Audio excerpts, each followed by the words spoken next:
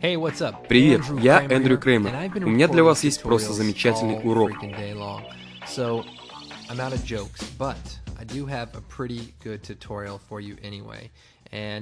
Вот.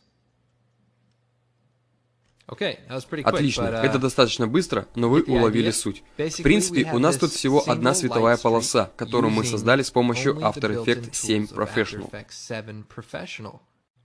Вот еще один пример, как можно использовать данный эффект с 3D-заголовком. Как вы видите, чтобы улучшить этот кадр, я воспользовался функцией Depth of Field. Ну давайте приступим к работе. Для начала создаем новую композицию. Выбираем IntIC DV. Установим Frame Rate на 23,9 кадра, то есть 24p. В предыдущем уроке для того, чтобы создать 3D-комнату, я использовал фактуру из Rio Gear Collection. Сейчас я сделаю это очень быстро. Если у вас появились какие-то вопросы, просто посмотрите предыдущий урок. Заходим в Rio Gear FX. Выбираем Ground Texture, Low, Grayscale, Ground Gray 9. Перетаскиваем эту стену сюда. Нажимаем на слой F4 и включаем 3D мод, чтобы перевернуть стену в 3D слой. Поворачиваем, перемещаем, копируем, перемещаем. Еще раз копируем, поворачиваем. Получается задняя стена. Идеально. Еще раз копируем, создадим потолок. Немного увеличим, чтобы не было видно темных краев.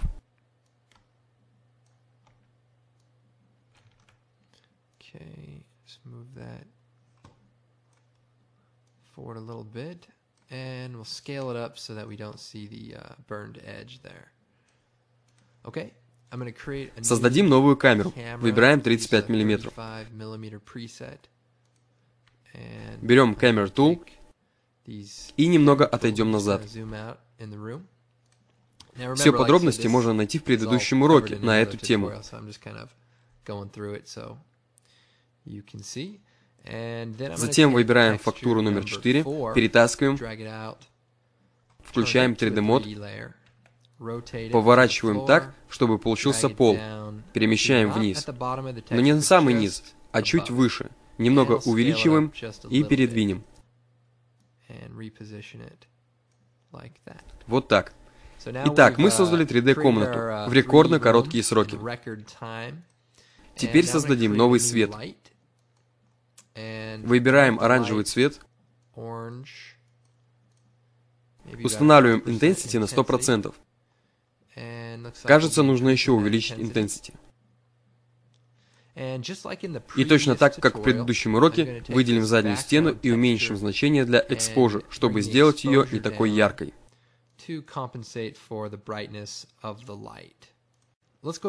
Теперь сделаем пол более контрастным. To our floor texture. And if we look at full resolution, looks pretty good. Хорошо. Теперь поиграем с цветом для света.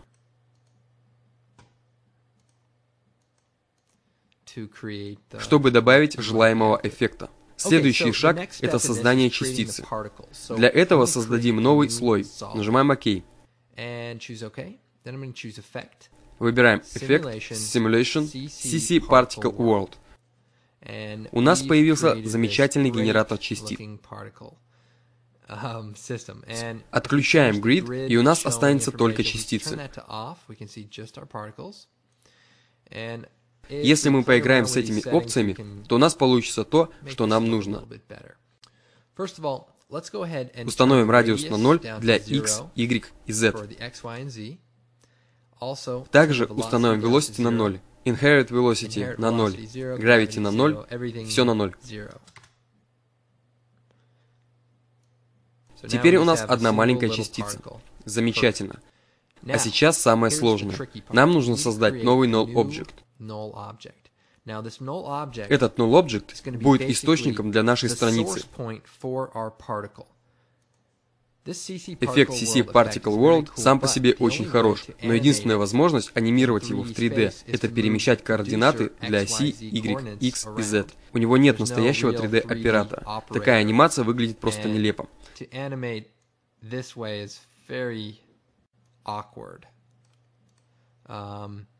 Итак, поменяем Particle Tape на Lens Color, чтобы получилась небольшая полоса. В любом случае, мы, конечно, можем анимировать частицу таким способом, но это далеко не самая удачная идея.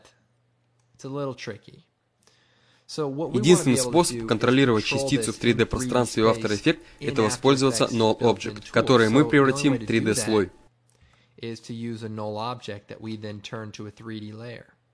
Теперь, когда Null Object стал 3D-слоем, мы можем легко его перемещать. У нас есть все те же контроллеры, как и у обычного 3D-слоя. Единственная проблема — это то, что в CC Particle World есть произвольные значения для X, Y и Z.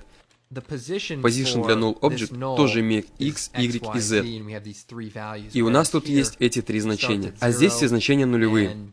То есть нет адекватного перевода. I was able to come up with what this arbitrary data means for the most part. А теперь попробуем создать выражение, которое позволит связать эти значения с Null Object. Для начала нажимаем Alt и кликаем на X с одним с Position для Null. Все достаточно просто, пока.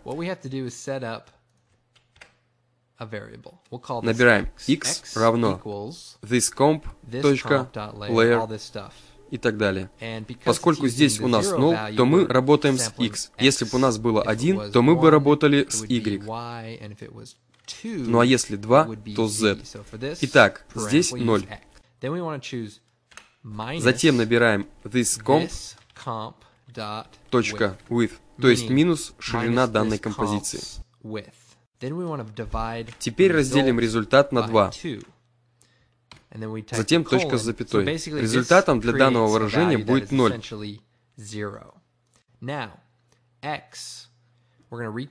Теперь набираем X. thisComp.width. Окей, это все для X. Сейчас давайте перейдем к Y. Я копирую это выражение. Кликаю на Y и устанавливаю наше выражение. Меняем X на Y. И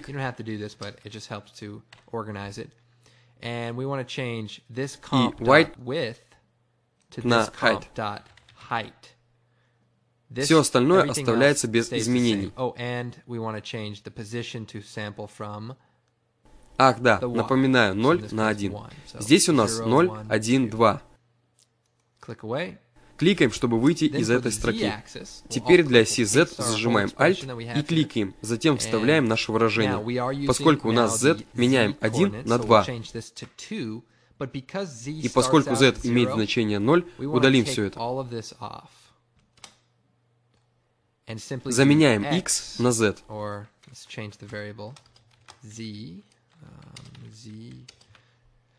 Более короткий вариант данного выражения — это данное значение, деленное на thisComp.width, но мы оставим его как есть, так сказать, в едином стиле с предыдущим выражением.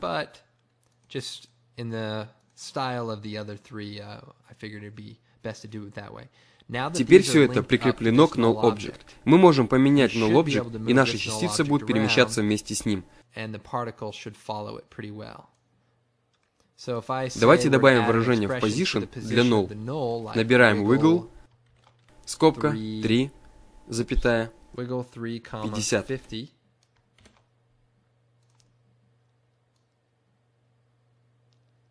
У нас появится такое вот движение.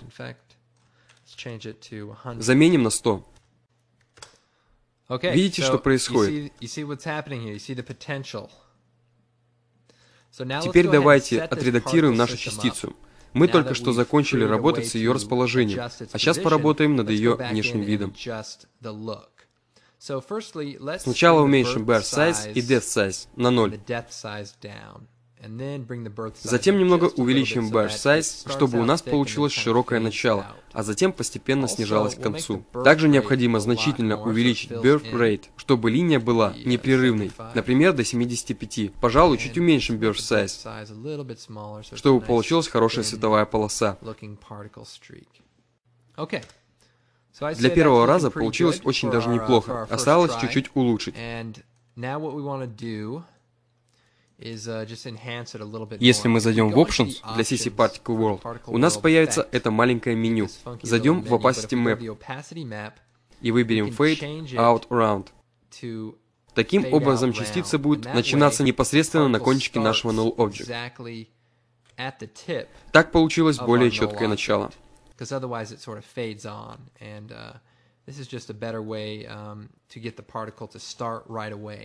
Instead of having a slight delay. Next thing we want to do is теперь назовем этот слой Particles. Particles, and we'll call this а этот Point. And let's go ahead to выделим слой Particles, затем выбираем эффект Styles Glow. And we'll change the изменим Color B на оранжевый. Like a nice orange color. Изменим Glow Color на A and B Colors. Увеличим Glow Intensity. И немного увеличим радиус. Воспроизводим.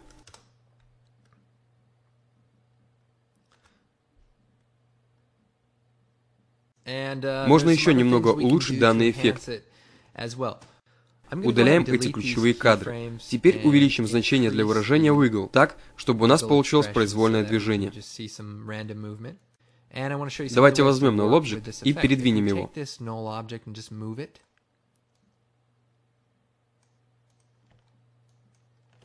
Хорошо. Помните, что мы находимся в трехмерном пространстве.